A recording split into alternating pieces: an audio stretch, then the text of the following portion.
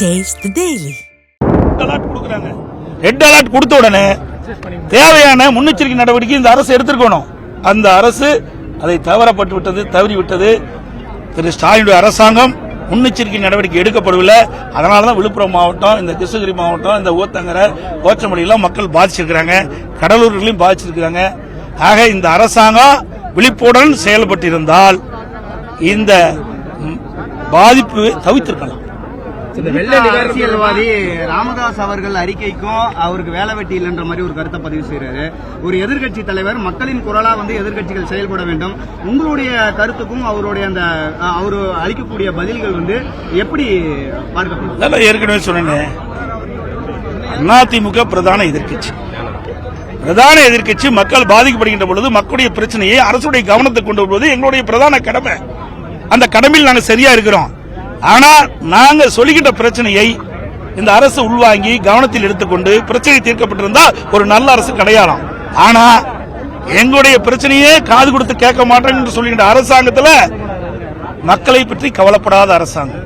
வீட்டு மக்களை பற்றி தானே கவலைப்பட்டிருக்காரு. வீட்டு மக்கள் இருக்கிறதுக்கு என்ன பதவி கொடுக்கலாம், என்ன அதிகாரம் கொடுக்கலாம் அப்படிங்கிற நிலை தானே தமிழ்நாட்டில் நிலவி கொண்டிருக்கின்றது. திரு ஸ்டாலின் அப்பா திரு உதயநிதி அவர்கள் மகன், அப்பா மகனை பாராட்டுறாரு. திரு உதயநிதி மகன், அப்பா திரு ஸ்டாலின் மகன் அப்பா பாராட்டு. இதுதான் தமிழ்நாட்டில் நடக்குது. வேற எதுவுமே காணோம். இந்த வெள்ள நிவாரண நிதியா மத்திய அரசு கிட்ட இவங்க அந்த சட்டசபையில எல்லாம் இது கொடுத்திருக்காங்க. எவ்வளவு பேரிடரா அறிவிக்கணும்னு கோரிக்கை வச்சிருக்காங்க.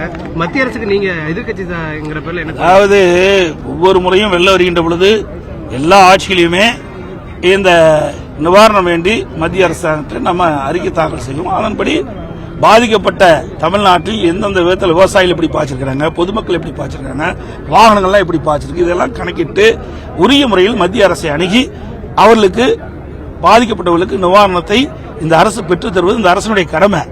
அதை மத்திய அரசிட்டு முறையாக அந்த அறிக்கை கொடுத்து இந்த நிவாரண தொகையை பெற வேண்டும். அரசு சிறப்பா செயல்படல அப்படின்னு சொல்றோம். அதிமுக சார்பா நிர்வாகிகளுக்கு என்ன மாதிரியான அறிவுறுத்தல்? நான் ஏற்கனவே அனைத்து இந்திய அண்ணா திராவிட முன்னேற்ற கழகம் எங்களுடைய கழக நிர்வாகிகளுக்கு, எங்களுடைய மாநில பொறுப்பாளர்கள், நாடாளுமன்ற சட்டமன்ற உறுப்பினர்கள் அறிவுறுத்தி இருக்கிறோம். உள்ளாட்சி பிரிவுகள் அறிவித்திருக்கிறோம். இன்றைக்கு இந்த அரசை நம்பி பிரயோஜனம் கிடையாது. அதனால ஆங்காங்கே மக்கள் ஏதாவது கனமழையால் மக்கள் ஏதாவது பாதிக்கப்பட்டா அதிமுக சார்பா உதவி செய்யும் சொல்லி ஏற்கனவே நாங்கள் அறிவிப்பு கொடுத்தோம். அதன்படி நாங்களுடைய கழக நிர்வாகிகள் ஆங்காங்கே பாதிக்கப்பட்ட மக்களுக்கு தேவையான நிவாரண உதவி செய்து கொடுத்து